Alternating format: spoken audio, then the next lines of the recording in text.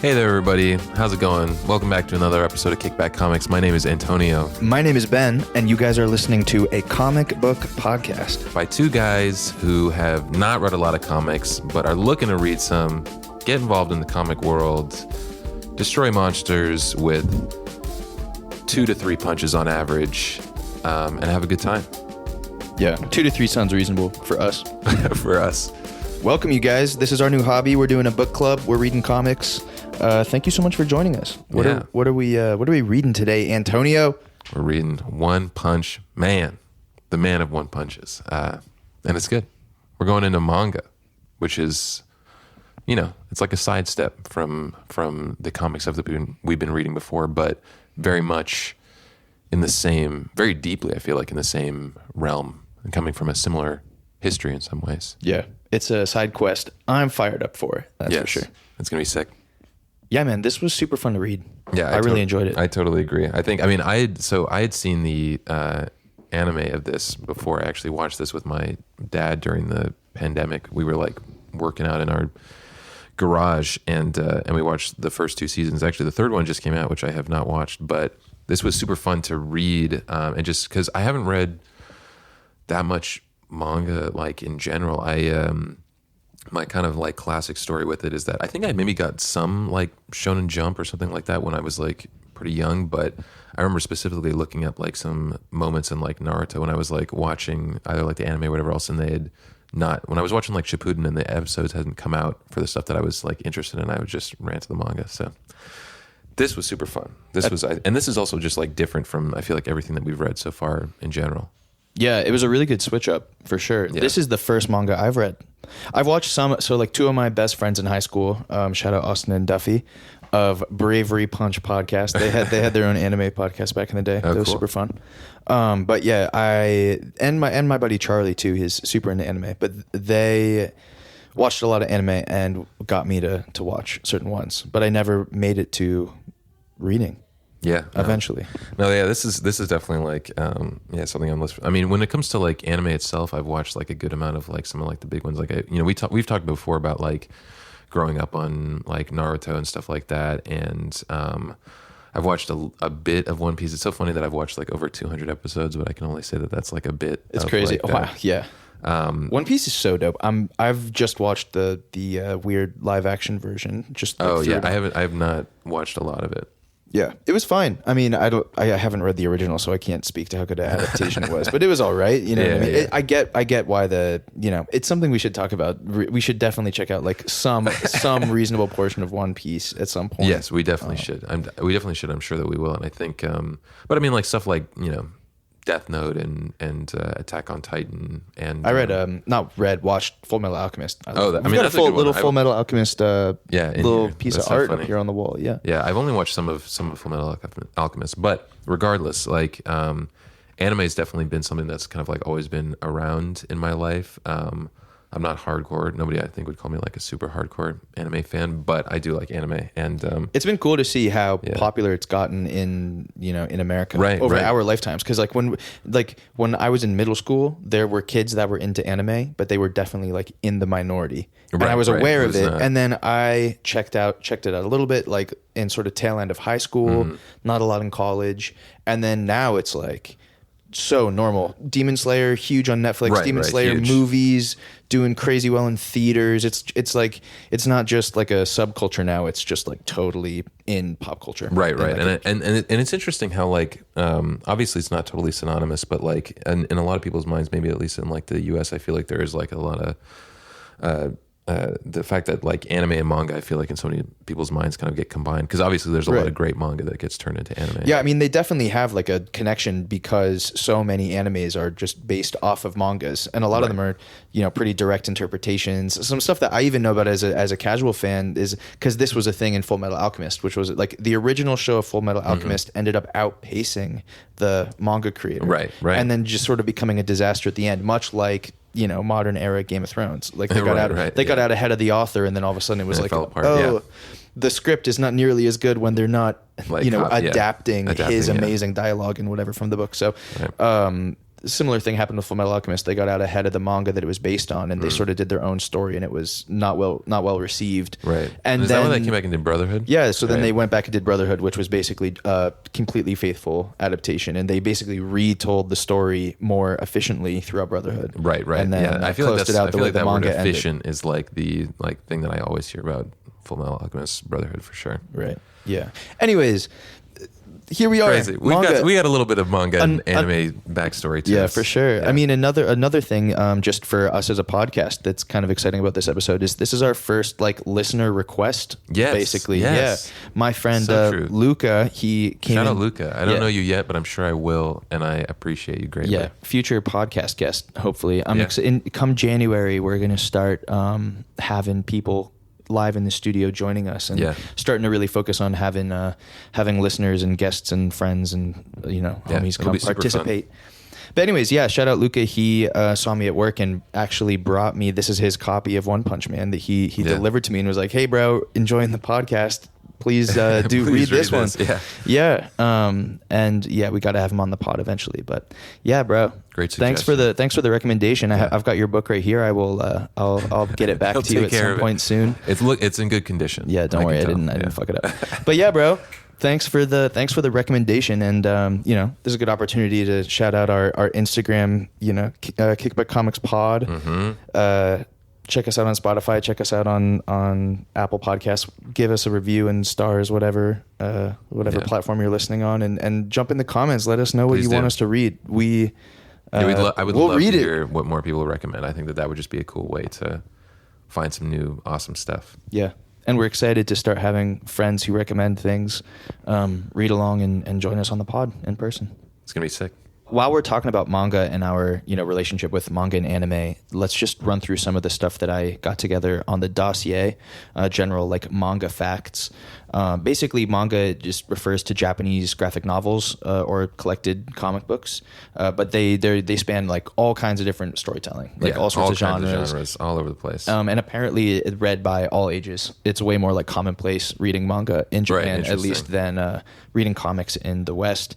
They're super serialized. Oftentimes, they're published weekly or sometimes monthly. But one of the things that I was finding out was like part of the reason that it doesn't have color, which we talked about in a previous episode. Yeah. In the West, our comics are published a month at a time, and it's an entire team of people often contributing to the comic. You've heard us talk about all the people that are. I mean, it's not like an insane team, but it's there's a writer, there's an artist, there's a color artist, and it's usually like one person that's doing one person churning them out week to week. Yeah, crazy.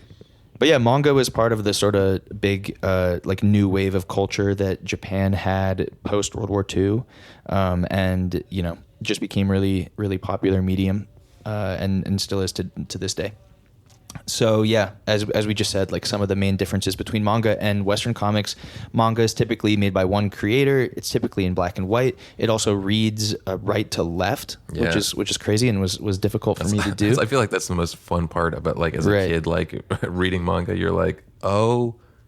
You really feel like it's in English, and somehow it still feels like a foreign experience, which is pretty cool. Right, fun. They're super creator driven, which is different than oftentimes these big brand, huge Marvel Spider-Man. That's not just like one guy. Like, I want to write about Spider-Man. Yeah, there's like teams and teams and teams of people who are involved and worried about the IP of Spider-Man. We're ridiculous. Fuck America. Anyways. And also oftentimes, and even though there are some super long-running mangas, like Antonio was telling me about some of them earlier, a lot of times mangas tend to have like more finite story arcs than in, superhero comics or whatever in the West that just go on and drag on. And we've had a lot of the same superheroes for like going on 50 years or whatever it is now, right? Yeah, so. Yeah. All right, let's get into One Punch Man. So, One Punch Man was originally created as a webcomic by the manga artist ONE in 2009 and eventually got remade into a digital manga in 2012 with art by Yusuke Murata. This kind of the base summary, we'll get into kind of all the individual summaries, but the base summary is that we're following around this hero Saitama who's so powerful that he can defeat enemies with one punch, right? And basically he kind of struggles with boredom and existential crisis, and like I think everybody else is kind of dealing with more like struggles in general than he is, but he's around a lot of that. But this is kind of like it's a lot of action. I think kind of the fun thing about this is that it's like comedy, like parody. I feel like a lot of the concept, I feel like One Punch Man is like playing off of a lot of tropes of other manga and things like that. I didn't realize how funny it was going to be, even just in structure. Like I knew it was like a parody, in a sense, but I didn't realize it was like, it almost feels like Sunday funnies to me a little bit, the way things, like it's sort of like things are a bit, there's a lot of just straight jokes and humor in and amongst the action. It's kind of jumping between ridiculously cool action scenes and just like I'm just flipping through the pages, like this kid's chin.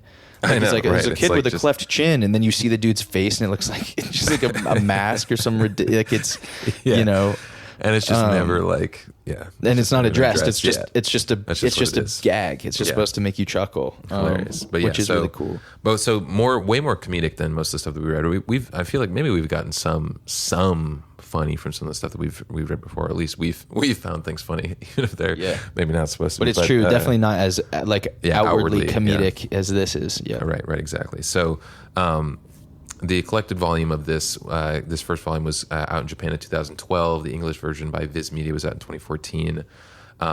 It was serialized and published by Tonari no Young Jump. And One Punch Man has also been kind of critically praised for the art, obviously the humor, which is what we just talked about as well, and then this kind of subversion of superhero tropes. And this one, kind of unsurprisingly by us reading it, has a huge fan base in both Japan and in the West and elsewhere. For sure. The anime, this one also, as we've kind of talked about, has an anime adaptation which premiered in 2015, followed by a second season in 2019. And actually just recently, this isn't even on our dossier, but in 2025, the season 3 actually just came out recently. And I have not watched it yet, but I will come back and let you guys know how it was. Kind of in pop culture, it's become kind of like a meme sensation. He's got this kind of blank expression, and the okay that he faces kind of widely used online.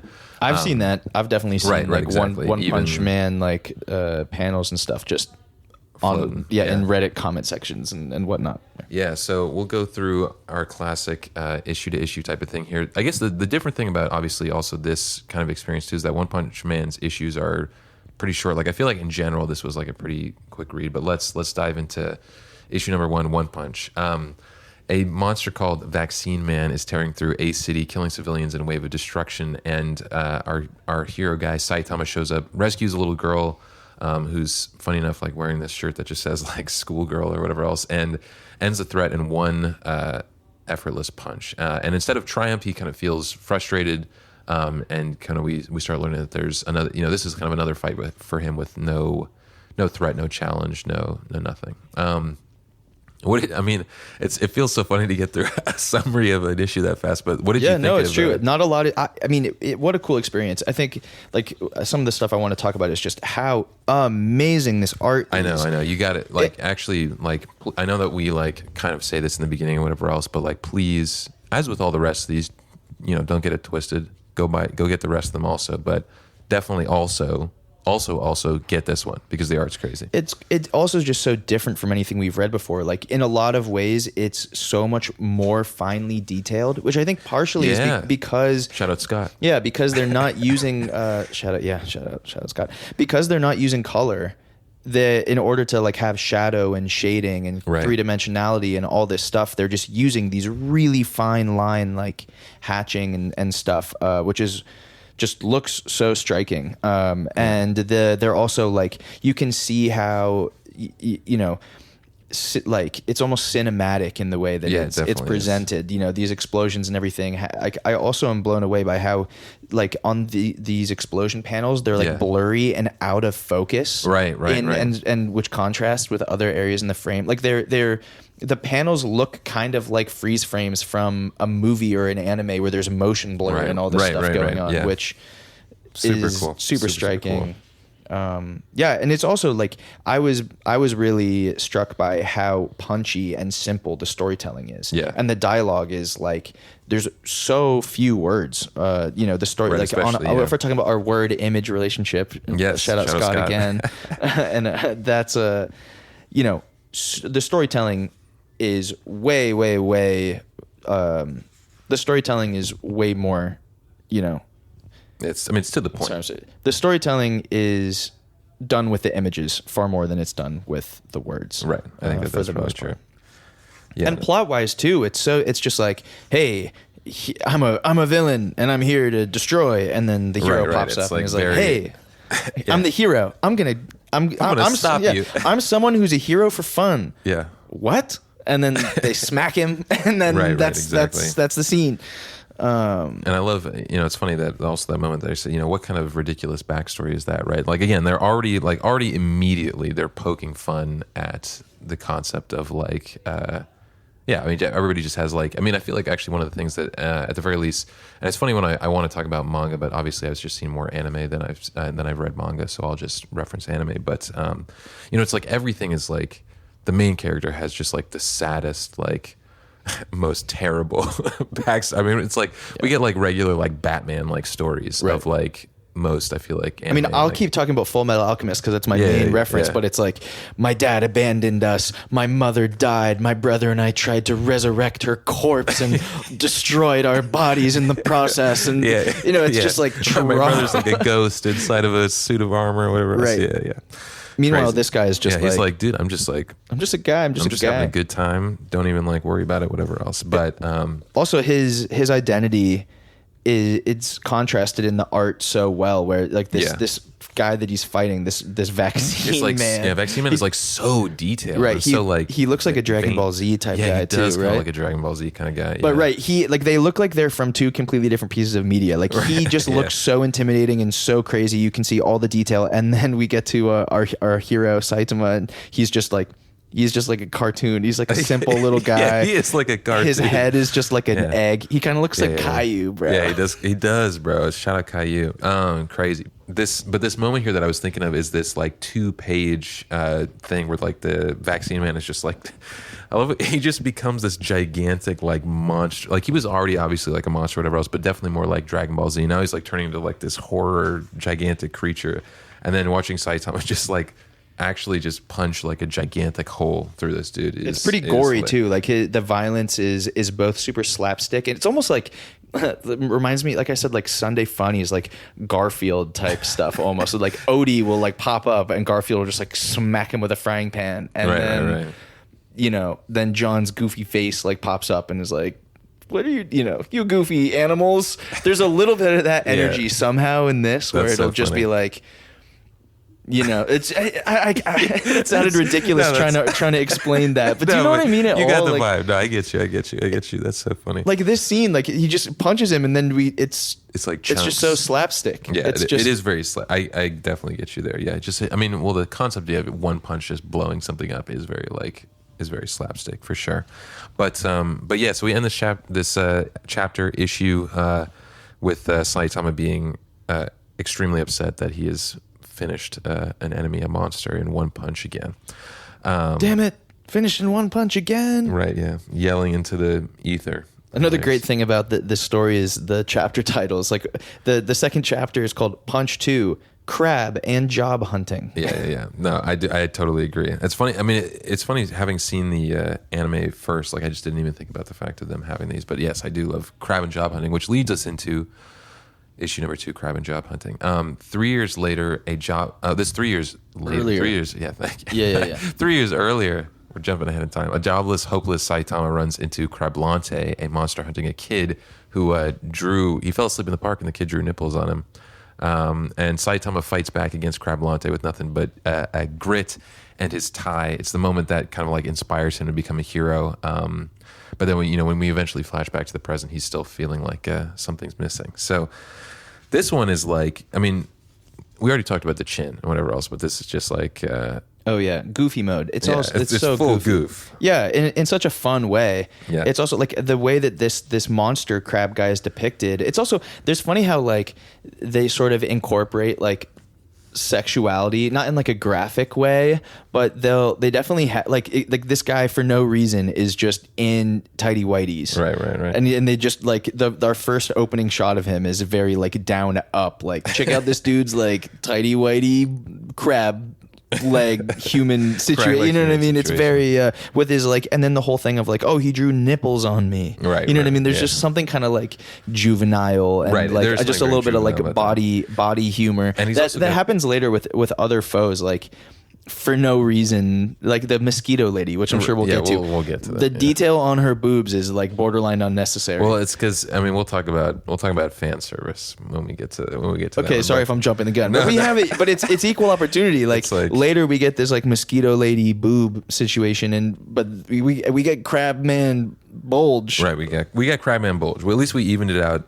Not really, but slightly. I guess. But so in this basically we're. Saitama is looking for a job, and this crab dude is he's also got this like laugh, this like gorgle that he does like every time that he like says something. He's like a Pokemon almost in that way, but gorgle. But yeah, he's going after this kid. He's gonna like tear him in half, and Saitama runs into the kid, and he's got his butt chin. Yeah, some brat. Besides, I'm hunting other prey right now. Some brat with a cleft chin. I'm gonna rip him limb from limb. Glurble. Yeah. And then at the next page, you cut to this like. Yeah, this kid with just the comically, whatever chin, and but so basically, Saitama saves this kid. And quits his job, right? I mean, or yeah, he basically says, I'm done, doing whatever else. And it's crazy. This kid is also just like. He's like, Saitama's saving this kid, and the kid's just like, but my soccer ball, right? And he's like, dude, get moving or he'll kill you. Oh, he says, your ball, just get moving or I'll kill you. Yeah. That's crazy. Yeah. It's also funny, he says like, oh yeah, wait a second, with the birth rate so low, I can't let you kill that kid. Right. And I remember something else. I wanted to be a hero when I was little. Like the dialogue, it's the story is just very... it's just snappy. It's like joke to joke. Right, exactly. And then he takes his tie off and rips this dude's eye out graphically. Yeah, that one is like easily, I feel like the most like early like graphic one, especially also like in the fucking, in the anime, like he just, like that moment goes on for like 7 seconds. Really? Of him ripping the eye? Well, it's like he tears it out and then it just like the crab meat just keeps coming out of this dude for like 7 seconds. But yeah, pretty dead good. So, but that is the day that Saitama decides to become a hero, and he says, this issue ends with, so it's been 3 years since then, after training so hard that I went bald. I achieved overwhelming power, became the hero I dreamed of becoming. So why am I still not satisfied? And this is like, I mean, it's a little bit kind of funny that we're not going to get to some part of this where he describes his routine. Maybe we can even his like workout routine to get this strong. Maybe we can even touch on that at the end. But it's like a mystery to us right now. We don't know what he did to get to become One Punch Man. Right, exactly. And obviously everybody's sitting here with bated breath to figure out what it is exactly. But it's like kind of like poking fun at like all these like power scalings that like happen in anime, where it's like, I mean, think of like Dragon Ball Z, right? In the fights now where they're like, or Naruto or whatever else, right? Especially when you get into like Shippuden or whatever else, where they're just like blowing up everything. And that's just like the normal fight. Right. Entirely. Crazy. But so we're on to our third issue here, which is called Walking Disaster. This is basically a scientist gives his younger brother, who's kind of already training to be like this bodybuilder type of guy, but he gives him this massive steroid, which turns him into a city-sized giant. They end up destroying D City, but Saitama shows up, and the giant then accidentally like slaps his shoulder and kills his own brother trying to squash Saitama. And then fueled by grief and anger and everything else, he basically attacks, and Saitama once again ends it with, you guessed it, one punch, and accidentally flattens another city buddy, knocking the dude onto his back. This is hilarious. Yeah.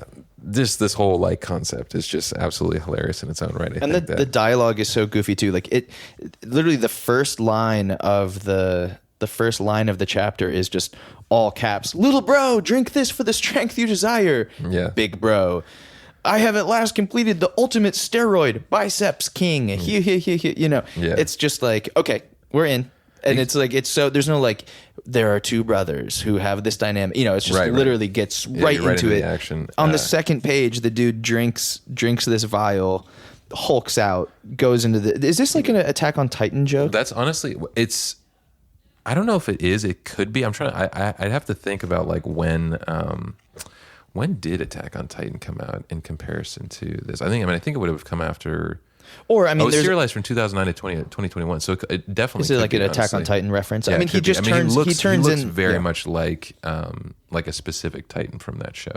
I would say. Oh, really? I don't even know what that Titan would be. I just know what Titans look like generally. It looks like the armored Titan, which is like, I mean, I'm showing like maybe we won't even keep this in, but that's kind of what it reminds me. Got it. Okay. Yeah, but anyway, armored Titan. Well, yeah. Regardless, so we're getting Attack on Titan jokes, whatever else too. But yeah, crazy. So they basically are these gigantic, this gigantic dude who is just stomping through these cities. That's kind of like the other funny thing about this is like they don't even give all the cities names. They're just like City A, City B, A city, B city, D city. Yeah. Exactly. And so it's like, I mean, yeah, it's kind of acknowledging, I feel like, the way that most things are destroyed, kind of like those gigantic fights we talked about earlier, where it's like they're just blowing away so much of everything. And there's not a lot of narrative depth going on in in kind of a fun way, though. Like, it's really just like, I'm a scientist brother, drink this steroid. I'm a muscle brother, I'm going to turn into a giant. And then they literally say, like comically evil. Yeah, they're like, I'm the brains and you're the brawn. We're combining the greatest mind and strongest body. We brothers will conquer the earth and rule as kings. You know, it's like, okay. Right. All right. Yeah, exactly. And then, you even get a moment where they say the whole town in a single punch. Wow, little bro, you just killed tens of thousands. Awesome. On to the next town. Right. It's funny to say, because I was never really reading that many comics before and discussing them like this, being able to say comically, like they're comically evil. Yes. They are comically evil. Yes, they are. Facts. But anyway, so yeah, now this whole thing is going on. The threat level is now demon. Creatures headed for City B. And so we're watching them go all crazy like this. And basically Saitama just shows up on this dude's shoulder. And this guy, this is also, I feel like the drawing of the scientist in particular too, is like also just very like comedic, like zany almost kind of like illustration there. But they realize someone else is riding you. And Saitama says, put on some undies, right? The guy who's the Titan is naked. And then the scientist brother basically says, kill the guy on your shoulder. And, he slaps the wrong shoulder. He just looks at his hand, slaps his shoulder, swats it, accidentally, murders his big brother. Yeah, which is just insane. And he's going off about wanting to be so strong. And Saitama's kind of laughing at this happening. And then this is like one of the most insane, like it looks insane in this too. And it's also like insane in the anime where basically the big little brother smacks like Saitama like into the ground, and obviously Saitama's just chilling, but then he just wails on him in like the most insane like. And again, it's also like funny about this too, like I was just recently watching this anime again with my girlfriend, and this is another one where like this scene of him like of the giant guy like wailing on Saitama is like 20 seconds. Like he's like just gigantically just destroying him. And it's the most, there's literally as many pages. Look, let's count. 1, 2, 3, 4. Like this whole sequence of him getting smacked is literally longer than all of the narrative about the brothers in the beginning of the story. Right, exactly. Yeah. Hilarious. Like there's sort of equal weight to the action set pieces and the story. It's just like, it's a lot of spectacle in a cool way. Like that's what it's about. You know what I mean? Right. And so we get Saitama just absolutely smashed in the ground. Like there's a crater in the ground. And then it's just, again, showing us this moment where Saitama just goes blasting out of the ground and one punches this gigantic creature that just, it's kind of funny that it's also like, I wonder what they're poking at here with him, like him obviously being a hero, but then when he knocks this guy out, the like last little point of that panel is like City B destroyed, right? He's like... Right. Also part of the problem. He's not really that fussed. Yeah, he punches the guy, and to be clear, he punches the giant, and then the giant falls on another city, and destroys Saitama's like, oh, oops, right, yeah, doesn't address it. Like it's just it's another bit. It's like that's like something that I guess we'll talk about when we get into kind of like the existentialist part of like his thing, but like the fact, who this reminds me of? Who? The Blue Man Group. What's his name? Dr. Manhattan. The Blue Man Group. Yeah. Sorry, I probably just threw you off like crazy when I first said I was literally like, where is he going with that? But no, true. He is a blue man. But it's like Dr. Manhattan, where you basically just like, obviously this is like the comedic aspect of it, but it's very much like I'm so strong that like, oh, this many people die, like whatever else, like it just doesn't affect me in the same way. Right. Yeah. Another thing to highlight is the sound effects, like the boom, pow, thok, all this stuff. Like this, I gotta say, is maybe the coolest use of it we've seen in comics so far. Period. I think, at least out of the stuff we've read, like they're really taking that concept and incorporating the letters and the sounds in such like a cool, impactful, dynamic way. Sometimes they're like just all in black in the background. Sometimes they're white and bolded and standing out like in front of the image and like, you know, going between panels. I wonder, this one where he jumps up and one punches him, it's like takes up the entire 2-page splash panel. I honestly didn't even think about that. It's pretty crazy. No, it's huge. It's gigantic. You know, one thing that's actually kind of interesting to me now that I'm thinking about it with this is I wonder, I mean, they're probably at least placed in the similar areas when they're doing these translations, but I wonder how that affects what the panel looks like translating things from different languages, you know? Right. That's like a really good point. Seeing this in Japanese, I'm sure has maybe at least like, I mean, maybe it doesn't, and probably doesn't maybe make an insane impact, but I'm sure that there's probably some panels that look different just because of the size of the lettering or the length of the sentence or whatever. That's a really good point to bring up. Like it certainly does make the job of translating a bigger one, a more in-depth one. Like they're going to need to decide how to lay out the panels and stuff exactly. in an interesting way. Super interesting. Yeah. And then also it just, you know, says the thesis of this tiny little chapter here. It just says, he says, oops, as the city gets destroyed. And then he says, overwhelming strength is boring. Yeah. So effectively, this whole chapter is two crazy brothers. Dude drinks some steroids, becomes a giant, flattens a city. Saitama shows up, punches him, goes, strength is boring. Next chapter. Yeah, exactly. But so we're getting into issue number 4 here, Subterraneans of Darkness. Saitama basically has this moment of finally getting the brutal fight that he's been craving, facing off against this army of subterranean invaders that are these like gigantic monsters that are supposedly coming from the underground. They're saying that they're the true Earthlings and that they've now reached overpopulation, and so they have to start taking over the overworld here. And this whole giant fight happens, and he goes against this gigantic, I mean, like huge subterranean king, and it's like this moment where Saitama's like, oh, you know, it's he's starting to like feel things again. He's like, fear, you know, anticipation, like whatever else. I'm starting to feel it all. And then he wakes up, and it ends up being that it's a dream. And he hears these subterraneans yelling outside, being like, oh, we're going to get it. And he starts getting all excited. And then they're just like these little guys, like miniature versions of the things that he was dreaming of. And so he kills the real subterranean king in one hit and is left disappointed all over again. So real reoccurring theme here. Yes, exactly. Right. We're really getting the point across in these first couple of things that he is just bored, and that there's, you know, and it's interesting. This is kind of like, I feel like a lot of like the main point of this, but we'll get into some kind of philosophical things here. But yeah, it's very much that there's, without all of these other like human emotions, even something that seems like incredible, like having, like, again, you have all of the strength in the world. You can save anybody, you can stop anything terrible from happening ever, and it's still unsatisfactory. He's just bored. He's bored and unsatisfied. It is funny that it's like his in his dream, he just wants a challenge. He wants he wants somebody that's gonna stress him out, and he's also dreaming of like a world where like they've at the point that they find him, they've like removed 70% of like human life. Right. It does say that, which is like insane. That he's like, that's what it's about, bro. And maybe that's another thing to acknowledge too, is that he's like, he wants stakes. Yeah, he wants stakes, which is a little contradictory from, we just saw him like destroy a city and say oops, and also be like, I'm just a hero for fun. Right. But true, because he's just a hero for fun. But yeah, we see he on this whole page, he's fired up about it. He's like, I can't lose. I will protect the earth. Right.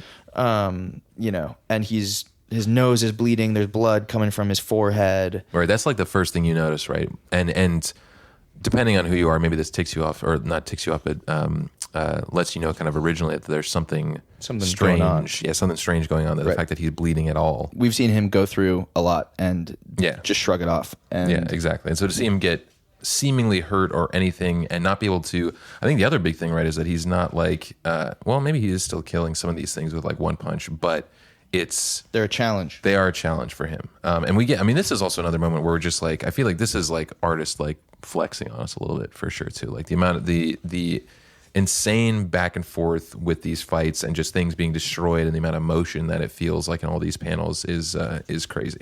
The other thing we have to remember as we're, sort of flying through this book here is all of these issues or chapters are probably coming out week to week and made entirely by one guy. Right. So it's sort of like the expectation of how much narrative and how much stuff is getting packed in here.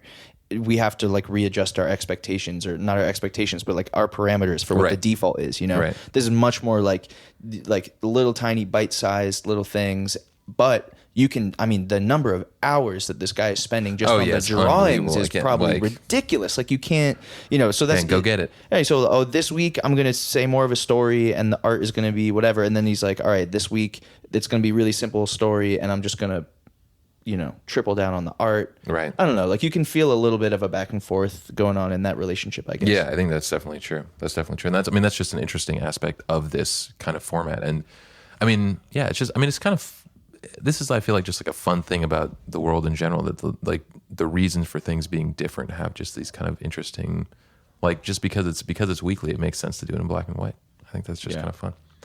But insane, I love it. Insane imagery. It looks great. I remember I remember even probably telling, having a conversation with one of my buddies who was reading manga and me saying like, yeah, but I don't really want to read black and white. I don't really want to read right to left. Mm-hmm.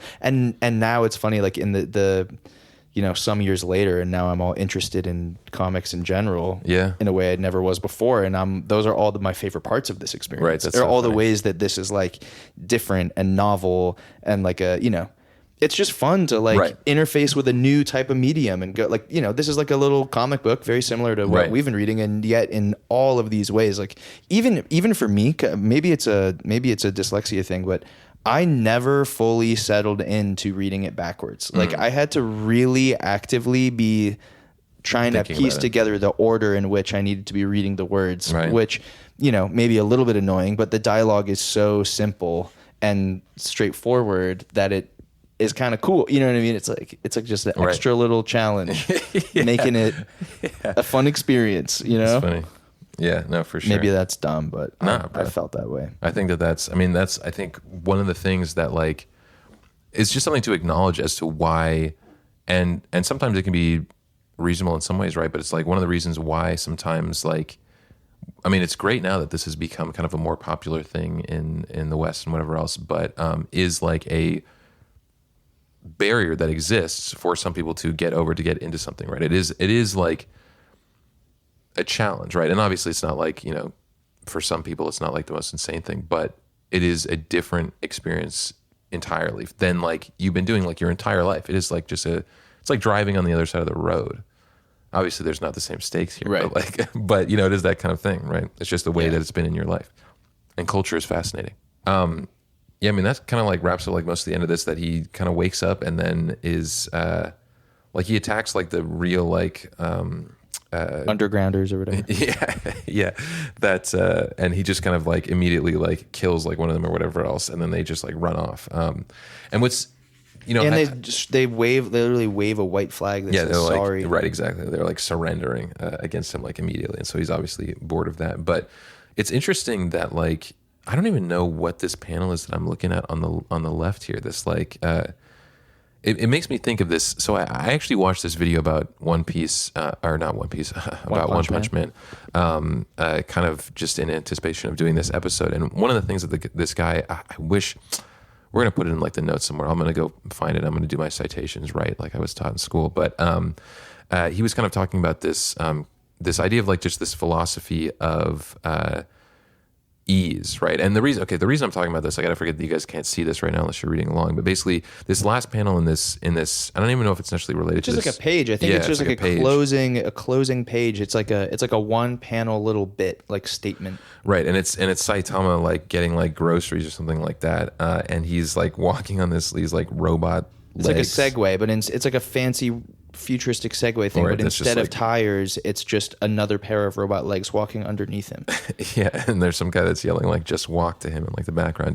But so anyway, this video, this guy talks about like this kind of like philosophy idea of just like maybe this is also acknowledging just like people in general who are kind of like this, who have just like, especially in the age of like AI that we're living in right now, like there's so much that can be done for you. I mean, you and I make music, and so we've talked about like AI and music and things like that, where we're, you know, now you can go to some like website and you can like type in like, hey, sad song about a breakup or like whatever else, and it'll just like make you a song, right? And so this guy was talking about the philosophy of like, nowadays there, you know, we are almost experiencing some of like, or maybe would experience some of the feelings that Saitama has, or the lack of feelings that he has, because there is a like benefit, and Saitama kind of acknowledges this, I think, in this issue that we just read, where, you know, when he has this challenge again, when there's something that like makes him feel like he has to really be on his game, that he needs to get better, that he needs to put everything into this, that's where he finds like purpose and feels purpose, to the point where he's dreaming about it, right? Even this obviously like terrible scenario,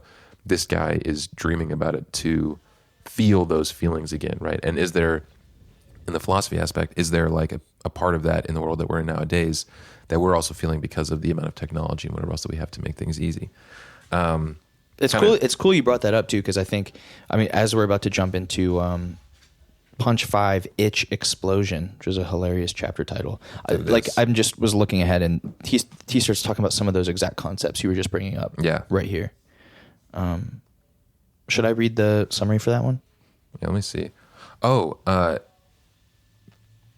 here. What I'm going to do is I'm just going to say something here. Go for it. Oh, and I just realized, so I was just looking this up, at the YouTube video, it's called The Philosophy of One Punch Man, by this guy Wisecrack. So it was pretty interesting. Check it out. It's only like 15 minutes, but it's a good video. Anyway, let's get into the next issue here, Itch Explosion. You want to give us this one? Yeah, sure. Okay, so a single mosquito is dodging every one of Saitama's swats, which is driving him nuts. Meanwhile, this monster, Mosquito Girl, is unleashing a deadly swarm of bugs on a bunch of civilians. So this new character, Genos, enters the scene to stop her. And we keep cutting back and forth between their fight and Saitama losing this one-on-one fight with a singular bug. Yeah, with a single mosquito. And this is like kind of like this is funny for like a couple of different reasons, obviously, with all these things, but like, he even kind of starts this off by saying, like, you know, when I fight superhumans and monsters, there's no clash of spirits. They're like bugs, right? Oh, actually, maybe this is even a chance to read. Yeah, we should kind of this whole little thing, I think, since you brought it up. Yeah, why don't we read this whole page? You just read them out, Antonio, because I think that this is just a bunch of the concepts that you were just talking about are starting to get addressed right here. Exactly. Yeah, this is also like the most timing. This is the most text we've seen on pages by a lot, I think, by also. Far, for sure. Maybe we're starting to get into some real meat and potatoes of the story here. Yeah, meat and potatoes. The evil running, so Saitama is basically thinking to himself, and he's doing the dishes. Or he's doing the dishes, right? Yeah, or he's like watering the plants or something like that. The evil running rampant around the world shows no sign of disappearing. It hasn't changed since I became a hero for fun. In other words, I'm having no effect on society. I'm not sad about that. I do this for fun, so I just need to satisfy myself. Fighting evil in the name of justice excited and pleased me when I had lost the will to live. But now I have a big problem. My emotions are dulling. I have no fear, no joy, no tension, no anger. In exchange for gaining strength, have I lost something important as a human being? Emotions used to swirl within me when I fought. Anger, fear, impatience. But now, day after day, after one punch, I go home unharmed and wash my gloves. When I fight superhumans and monsters, there's no clash of spirits. They're like bugs. I feel no emotion, as if I'm crushing a mosquito.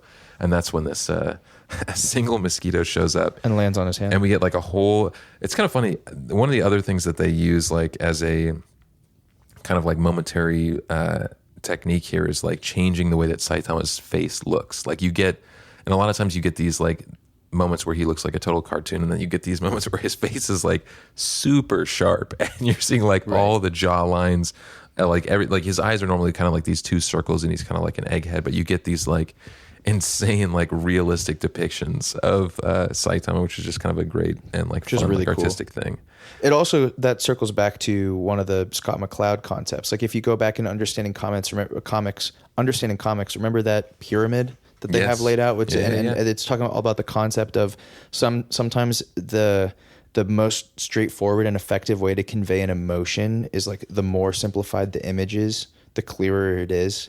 And instead, and a lot of times like comic artists will pick a sort of a spot on that pyramid of like realistic to cartoon to expressionist to whatever, and sort of stick with that. And it's exactly what you're saying. Like in this story, panel to panel, that's changing. Right, exactly. Completely. Whatever. It's sometimes for a bit, sometimes it's a joke, sometimes it's to make him look scary.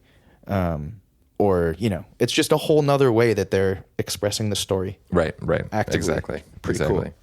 This is like, it's funny that I didn't even expect myself to kind of bring this up, but it's kind of just like, again, more like kind of outward comedy here where they're, you know, Saitama basically ends up having this battle that starts with this mosquito where he's chasing it all the way around. He thinks that he got it first, but then he has to chase it all the way around. And then he's watching TV and he's hearing these people talk about this, you know, insane mosquito swarm that's happening. And it's funny that like it's like these little moments where somebody's asking this, you know, expert on, you know, basically saying, what's the cause today? Our guest is Mr. Kafech, an author and mosquito expert. And the guy just comes on and says, it is my conclusion that mosquitoes this year are a new species, so I cannot say anything more. And then like the other anchors on the show are like, then get out of here. Like, right. Like this whole, again, I kind of like, I mean, I guess it's not really like, what is like the verbal slapstick? Does that exist? Yeah, I mean, it's just, I don't know. That again, this is back to like a quip. Yeah, like I'm saying, like again, my stupid, you know, attempt at comparing it to Garfield or whatever. But it's almost like it's aware of how it's doing this. Like it's really like, you know, in the background within the world. Oh, here's our guest. Hi, I'm the guest. This is my information. Okay, cool. Now leave. You know, it's right, like the whole, it's not just like Saitama is odd within a world that is normal. It's like the whole setting is operating in this sort of goofy, funny, punchy, right? You know, exactly style. That's like the whole world we're in. That's the setting. Right, exactly. And one thing actually that I it's kind of hilarious that I forgot to mention, but we actually already see her. So we're seeing the demon that they're actually talking about. And she's this mosquito lady, which Ben had kind of like referenced earlier. And so this is where we get to talk about the concept of like fan service. Do you know what that is? I mean, yeah, vague. Like I just know it from anime standpoint. Right, exactly. Where it's I think like, it's very similar. Yeah. Well, I mean, Japan also from you know, knowing from YouTube videos, like Vice goes to Japan and pays a dude to cuddle him or whatever. You know, like I've picked up crazy. Generally how Japan has a lot of like interesting dynamics with like sexuality and stuff that sort of seems strange to us in the West, maybe. And also, I remember one anime I watched that was really cool. It was called Kill la Kill. Have you watched Kill la Kill? I don't know. Maybe I've seen like it. You explained fan service. You're going to be able to explain it way better than you probably just understand it more than I do. But the Kill la Kill is another like sort of parody thing where like the villains of the show are clothes. And like when the protagonists like go into their like Sailor Moon like transformations, they just get progressively more naked. And then like one of the organizations that's fighting the evil clothes are called Nudist Beach, and they just like get naked. That's crazy. And so that was a really cool anime. It's sexy in a fun way, and also it's sexy in a goofy way where it's like a joke at how sexy it is. Right. But anyways, what does fan service mean? You've kind of talked about this whole concept for the most part. I mean, it's basically just like when they put like sexual shit into anime or into manga or like whatever else, where it's like, and that's kind of this name of like fan service is like for these people that are like, you know, maybe like these dudes or like whatever else that are like reading this story or whatever else. You're like, also, there's boobs. And you're like, okay, right. So like there's ones that are like people of like one of the more popular ones I feel like that is like this that I've seen. I don't know if I've seen like the full first season of it, but there's this anime called, and I probably manga too, but 7 Deadly Sins. Okay. And watch it or don't watch it, but it's definitely one of those for sure. One of those just with a lot of fan service. Yeah, there's just a lot of fan service. Word. And one thing I will say that's also like just something to acknowledge too is like it is. I mean, there are types of anime that I guess and manga that have done this kind of like differently, but at least in I think a lot of the popular stuff, like unsurprisingly, it's like overtly like women characters that these like, you know, things apply to, not so much right some of the male characters. At least, and also specifically when I think of 7 Deadly Sins, that's usually the case. There's some of the other side too, at the very least. But I also want to be clear, like I'm not saying this in like a judgmental way or whatever.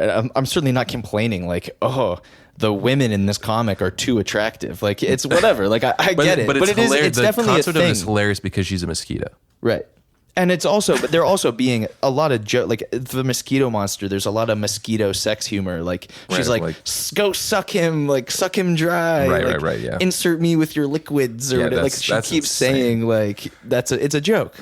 Yeah, it's cool. I was watching this recently with my girlfriend. I remember when she says that, we just looked at each other and we're like, "That's crazy," because I did not remember like all this. It's stuff. the same dialogue in the show. It's pretty similar. Yeah, it's pretty similar, exactly. But yeah, so pretty crazy. But so anyway, back to this. After we got through our conversation about fan service, we also get a new character in this fight here.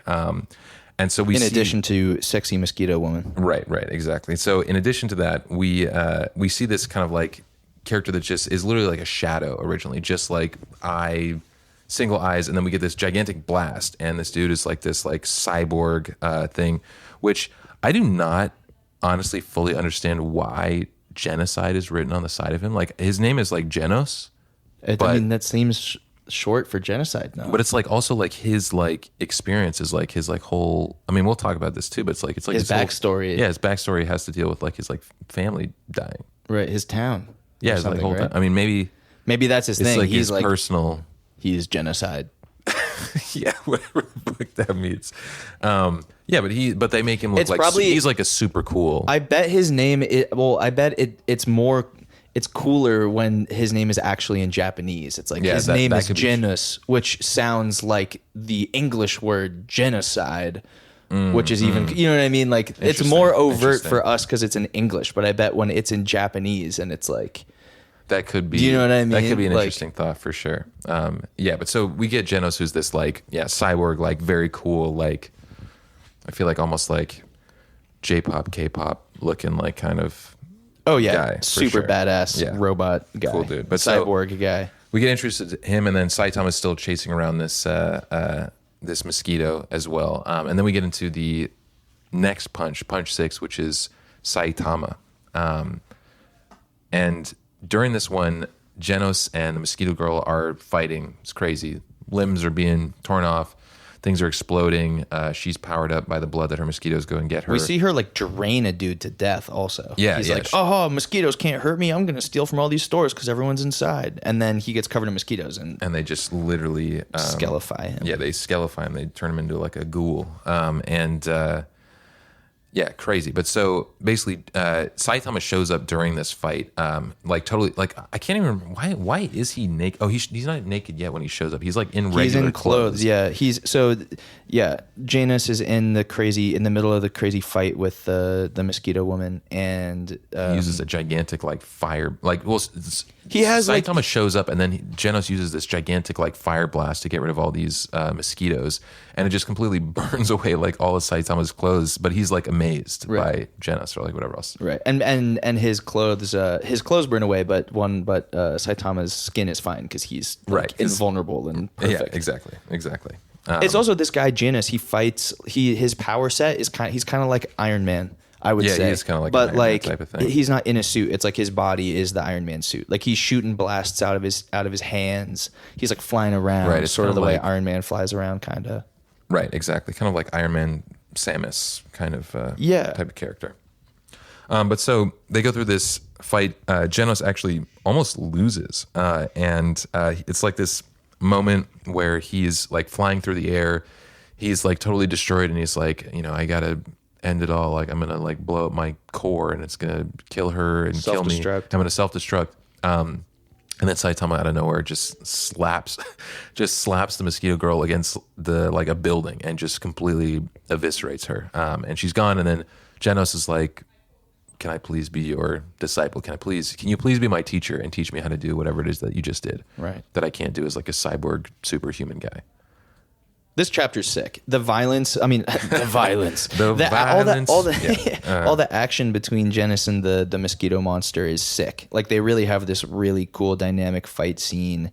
They're ripping each other's limbs off. Yes, you get this moment where they like bump into each other, and she's like, "Oh, she like grabs his arm on her like horn thing, and she's like, shall I take your leg next?" Right? And she looks behind her, and he's like ripped off both of her legs. So again, very much these powerful manga anime fights where like, I mean, you get some of this in some of the superhero stuff too, like in some of the comics that we've read, but these like this very classic, like, again, these things, everything like blew up, or you're like, get your limb torn off and you're like, like, 'tis but a flesh wound type of situation.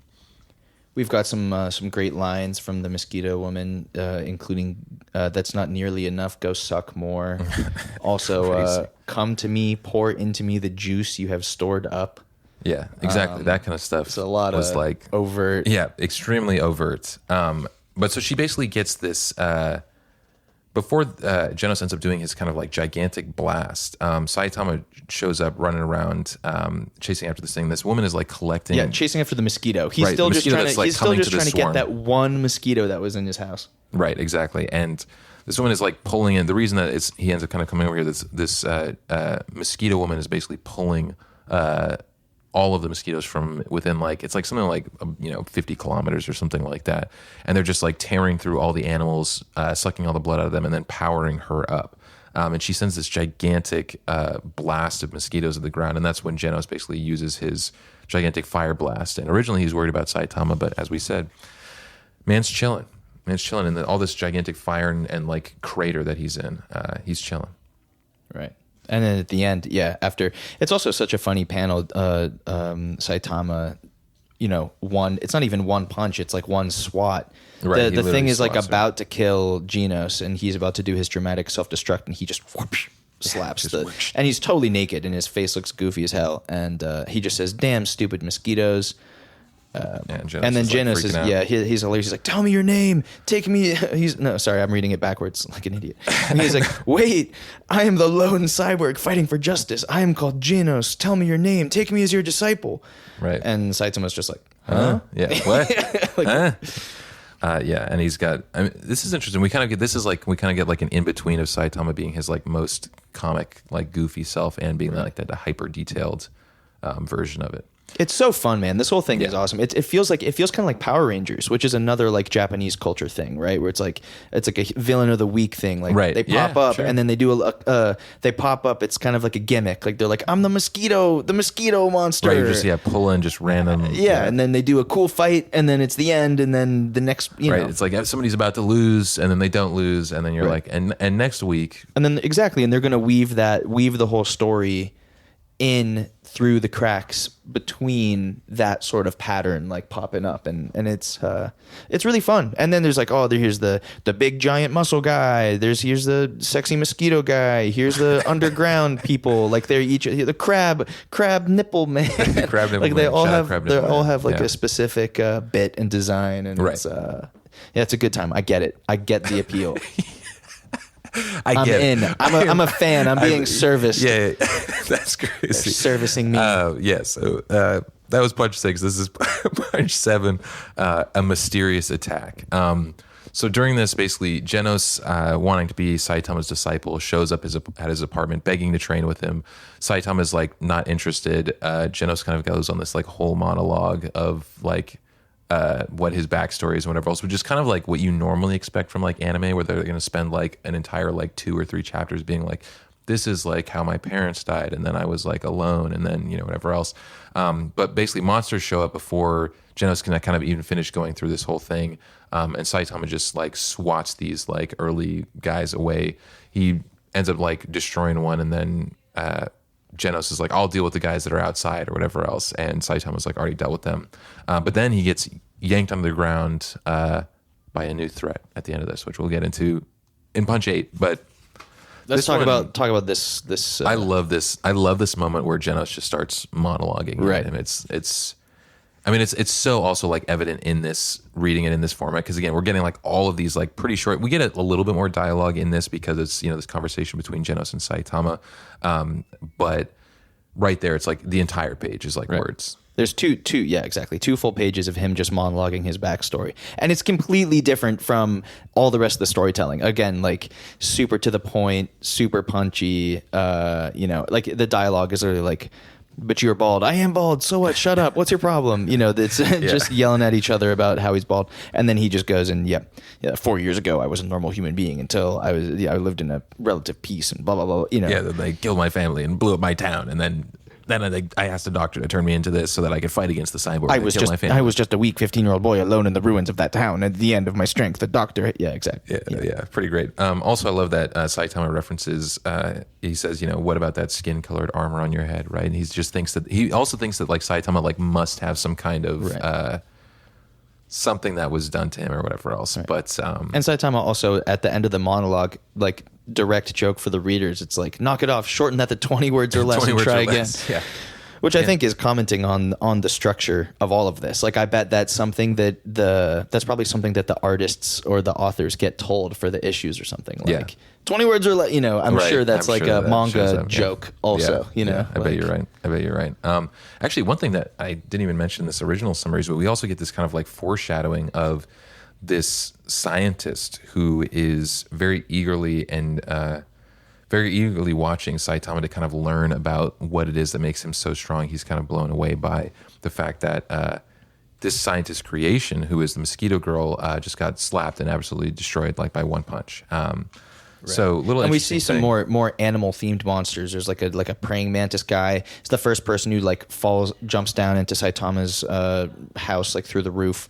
Obviously, he gets killed in one punch. There's like a slug guy outside. There's a frog guy outside. They both get blasted slammed into the ground. Yeah.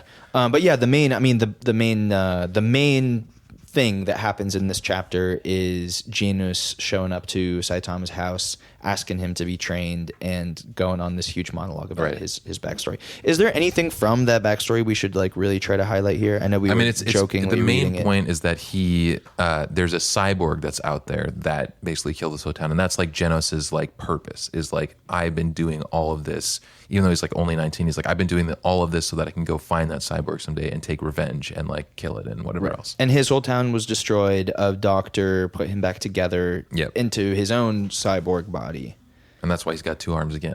Right. Because he can do that. I also bear the burden of my hometown and Dr. Kusano, and I know that I have much to learn, but I need great strength to demolish great evil. Yeah. Okay, cool.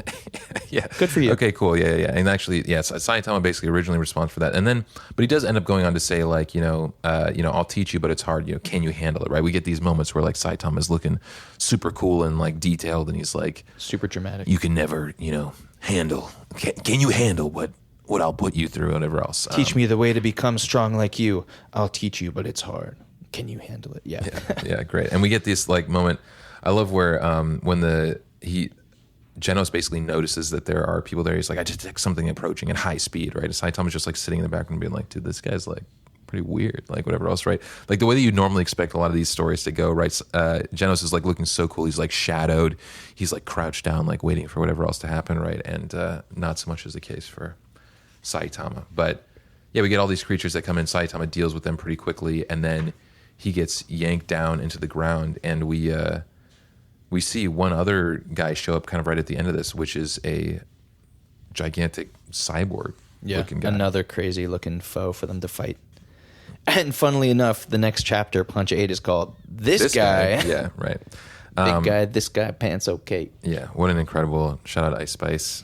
She'll be on the pod someday. Don't worry about it. But dream guest, Ice Spice. Yeah. Pull up. I wonder what her comic would be. Miss Poopy, Captain Underpants. All right, so we're getting into Punch 8, which is called This Guy, and Saitama basically pops out of the ground, kind of mid-yawn. He's kind of having this conversation with this gigantic Beast King lion guy who showed up with the rest of these creatures. And he, after being kind of stuffed in the ground, just immediately just walks out of the ground, casually kind of dodges everything this gigantic monster is thrown at him, and then just like punches him once, and the dude just explodes. Graphically. Yeah, graphically explodes for sure. That's definitely one of the most, I feel like, graphic ones that's in this kind of group of issues right here. But then the mole that originally was the thing that dragged him underground, which is called Ground Dragon, which is also what his little like placard thing on him, or little like name tag or whatever else on him says. But he tries to escape, but Saitama basically just like shows up right like underground with him, and then launches him into the sky. Genos beats the cyborg that showed up, which turns out to be this armored gorilla. And after seeing, basically, he kind of does this little thing where the armored gorilla is like, oh, you may have beat me, but there's no way that you're going to beat the second strongest guy. And then Saitama shows up with like this guy's eyeball like hanging. Right. And the cyborg ends up telling them everything, which is basically that this scientist guy sent them looking for Saitama. from the House of Evolution. The House of Evolution. Dun dun dun. Dun, dun, dun. Yeah, exactly. Yeah, this is a great just combat chapter, basically. Yeah, they're fighting the Janus fighting this robot monkey guy. Fun kind of like character design actually in this chapter too. You get like a whole bunch of different, obviously with the cyborgs, we get this like lion guy. Like I'm looking at this dude's like outfit and he's got this like regal like king type of like, it's funny that he's wearing like fur or whatever else is a lion, but yeah. This monkey dude, the huge gorilla warrior is also kind of like weirdly kinky. Like he's like, I must destroy you, and he's got this weird like armored dong situation going on. Crazy. I didn't even notice that. That's hilarious. Come on, look at it, bro. No, I see it. I mean, I believe you. I believe you looking at it now. No, I see it, bro. Believe me. Yeah. It's hilarious. Yeah. But also, his text is all. That's another bit that's really funny. His text is like in this interesting robot speak, which is also like that's kind of like what the idea is supposed to be. Then they kind of acknowledge that at the end when he like finally gets like his mask taken off, he like talks like a regular person. But yeah, the idea is that he's like, the science of the House of Evolution created me. I am armored gorilla. Your attacks will not work on me. Exactly. And at the end, I am the House of Evolution's third strongest. You will never beat the Beast King. He is the second strongest. You mean this guy? And then he immediately drops the robot voice afterwards. He's like, "Oh, sorry about that. I'll tell you everything Goei's on me. Hey, you're talking normal now. Sorry, I was just trying to be cool." Yeah, yeah, pretty great. But this is just like a fun. I mean, this is like a great moment again of seeing like how strong Saitama is. Obviously, we've gotten the like insane punches and things like that, but the fact that he gets like pulled all the way like to his neck underground, and then just like he like steps out of the underground like stairs. And then, this gigantic, I mean, this is another great one with scale, but they basically, this lion guy gets like amazing panels of him just being like so strong and like tearing through buildings and destroying like his own armor because he's getting so strong. He calls out like the name of his ability, Lion Slash, Meteor Power Shower.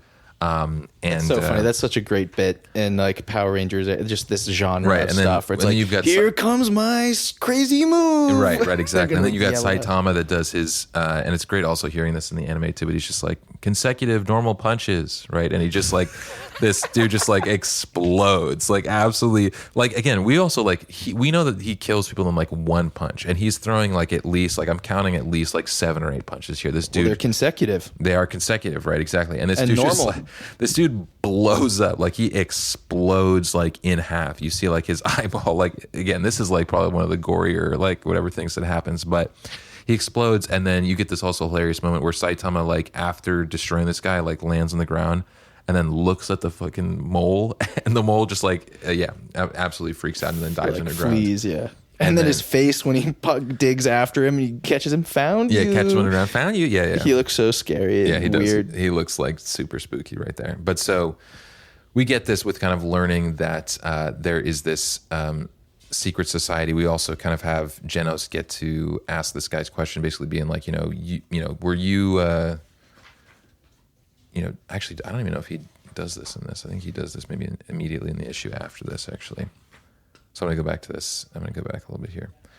But so, yeah, we basically get Genos kind of ending this fight with this armored gorilla. We also see that Genos is obviously very strong himself. Right. Obviously, maybe not as strong as Saitama for sure, but... which is crazy because he is, it's exactly, he's so cool. He's like he's who we would assume like the protagonist would be. Exactly. He's like badass and cool looking, and his moves are insane, and he has his own names for his crazy moves. Right. Yeah, better than multiple consecutive punches or whatever. Right. No, consecutive normal punches. Yeah, consecutive normal punches. Right.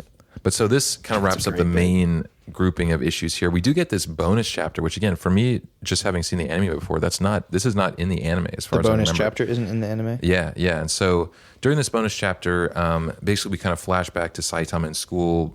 Even when he was younger, he's kind of bored with life. He's getting bullied. He's kind of doing silly things like forgetting homework, getting yelled at by his teachers. And when he's a kid, even when this like monster shows up, he's too weak to do anything, and he kind of is feeling like he doesn't fit in. He's like, I don't fit into society. He hates feeling kind of like powerless. And then kind of at the end of this, we jumped back to the present where Saitama is telling this some like little kid that he like saved his life. There's actually this great like little dialogue between the two of them that's actually pretty funny. But he's walking with this kid and ends up saying basically, the kid's like, old dude, I'm scared of the future. And then Saitama says, I'm not old. And I'll go back and forth here. But he said, old dude, I'm scared of the future. I'm not old. Bald dude, I'm scared of the future. Why add bald and why are you scared? I don't think I can survive a world with monsters like this. I can't handle life like you can, bald dude. There's no perfect way to handle life. When I was young, I was scared of society. Even now, life is hard. Even though you're strong, Baldy, strength and weakness doesn't matter. So what should I do? Do what you want. Is that deep or are you blowing me off? And he said, I don't know. I just said it. Thanks, Baldy. And then he says, you want me to drop you? Right. But this is back and forth. And we also get, again, like this kind of funny, I feel like, moment of the author also letting that kind of philosophy aspect jump out through there where it's like, you know, what should you do even when like the world feels like nothing? Is like you do what you want to do. Like, do what you want. Yeah, do what you want to truly do. And then just being like, is that actually deep or like are you just like fucking around? And he's like, I don't know. I think it is. I think it's definitely deep in a way, and I'm excited. I definitely want to. I'm gonna watch the anime probably. I'll throw this on in the background and scope it out, and I'll keep reading. I'm excited to. I feel like now that I have this first little piece of manga out of the way, I'm in. I get it, and I probably will jump in and read a bunch more. Yeah, no, I would definitely love to. I think. We also get this like actually one thing I almost even forgot to say here is like we get this end of this kind of extra story here where they're walking along and they see this like gigantic like mountain-sized snowman monster that's coming out of the ground, and the kid's like, can you beat that huge thing? Isn't it scary? And Saitama says, no, that's no prob. And then Saitama freaks out and is basically like, it's garbage day, but I forgot to put out the trash. Right. Which is, I think, is funny. It's a funny way to end it, but I think is also ties into this sort of like the profound existentialism kind of angle that you were just talking about, because it's like society can be scary, like it's not just about strength and fighting monsters or whatever, like even just the mundane, his life just as a salaryman or whatever they call it, just like a normal guy, that's what he's more scared of, which is kind of funny. Right, like point. just do what you want, and then what's scary is he can overcome any monster or whatever, but oh no, trash day, forgot to take that's so relatable. I'm like I hear the garbage truck in the morning and I'm like, damn it. That's no, I totally get you. That's hilarious. But yeah, so this is One Punch Man issues, I guess 1 through, what is this? 8, I think it is. 8, 9. Good question. They jump so quickly. Plus honestly, bonus. The other thing that's funny is it doesn't make it. I mean, sometimes it's a little bit clear, but oftentimes it'll just sort of transition between chapters pretty seamlessly, and I don't even notice the breaks. Yeah, I bet there were 8 plus 1. 8 plus the 8 bonus. Plus bonus. Yeah. There's this nice little mini summary at the end. I'm just. Another thing to shout out is let me find it in the dossier. I have what this collection is called. Like instead of like it's a trade paperback for Western comics, but it has a specific name for. It's called Tankoban. Yeah, Tankoban. Maybe I'm butchering that, but yeah, we're doing our best. We are doing our best. That's for sure. It. But yeah, so this is basically the collector edition of that. Yeah, it's like the trade paperback collected editions are Tankobon volumes, and this was I also love how user friendly it is. Like if you pick it up like a normal book and open it, Saitama's there with a sign saying "Stop! You're reading this the wrong way," and then they literally have a chart showing you how to read it. Do it. Yeah, and all throughout the book, like whenever there's a blank space at the top of the page, they'll just have read this way with arrows. That was so funny to me.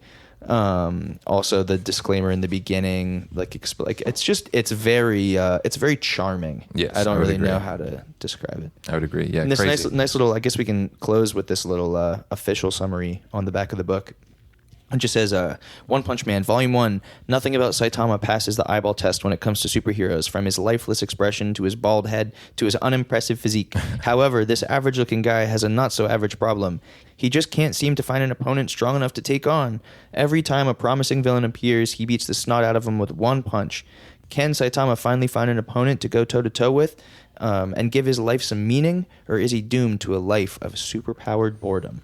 It's so funny. The way that you read that, almost, I feel like I could hear that. I feel like I wonder if the way that that's written is like to appeal to like Western superhero fans, because it does kind of feel like nothing about Saitama passes the eyeball test when whatever else. This week on exactly. Superman.